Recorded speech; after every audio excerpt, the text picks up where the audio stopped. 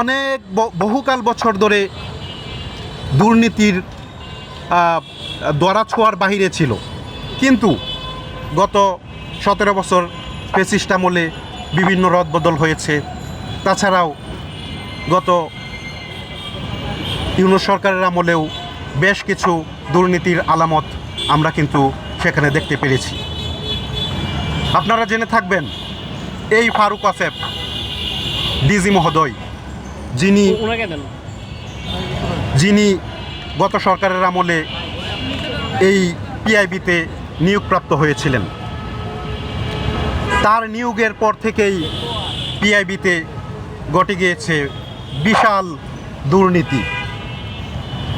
ফারুক আসেফ তার ডিজি থাকাকালীন সময়ে ওই সময়টাতে অনেক দুর্নীতি করেছে। তার মধ্যে নিয়োগ বাণিজ্য, যেটা আমরা বলতে পারি, সেই নিয়োগ বাণিজ্য তিনি ঘটিয়েছেন এবং তার প্রমাণ আমরা আপনাদেরকে প্রত্যেকটা ডকুমেন্ট দিয়ে দিব।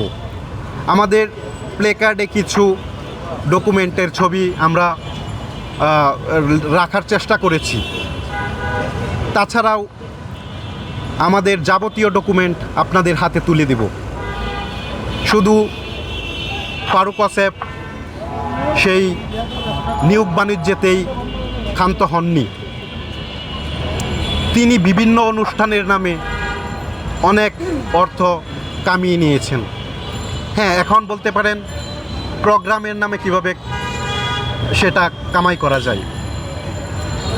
আমাদের এই পিআইবিতে গত 17 বছরে লোক দেখানো ইভেন্ট ছিল অনেকগুলো। সেই লোক দেখানো ইভেন্টের মাধ্যমেই সেটা 17 মাস সেটা উনি দুর্নীতি করে তার নিজের অ্যাকাউন্টে টাকা ঢুকিয়েছেন।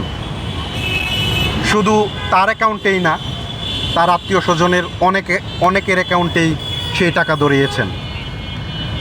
এমন ডেট দিয়েছেন, দুর্নীতিতে কতটুকু অনভিজ্ঞ হলে, দুর্নীতিতে কতটুকু বেপরোয়া হলে এই কাজগুলো করতে পারেন তিনি।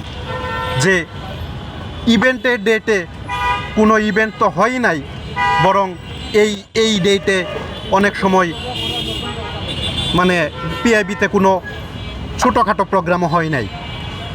সেই সূত্র ধরেই আমরা বলতে চাই, ফারুক আসেফ সাহেব যিনি ডিজি পদে আছেন, তিনি শুধু, আমি তো কয়েকটা দুর্নীতির কথা বলেছি, আস্তে আস্তে আপনারা আরও দুর্নীতির কথা জানতে পারবেন।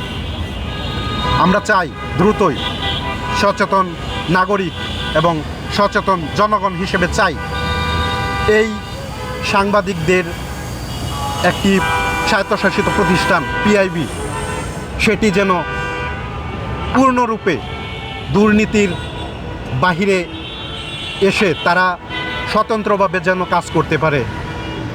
প্রেসিডেন্ট জিয়াউর রহমান যেভাবে স্বপ্ন দেখে এই প্রতিষ্ঠানটি উদ্বোধন করে গিয়েছিলেন, মাননীয় প্রধানমন্ত্রী, বর্তমান প্রধানমন্ত্রীকেও আমরা অনুরোধ করছি করজোড় হাতে, আপনার বাবার মতো আপনিও এই প্রতিষ্ঠানকে একটু বাঁচান, না হলে বাংলাদেশের সাংবাদিকতা ভেঙে যাবে সাধারণ মানুষের যে সংবাদ পাওয়ার অধিকার, সেটা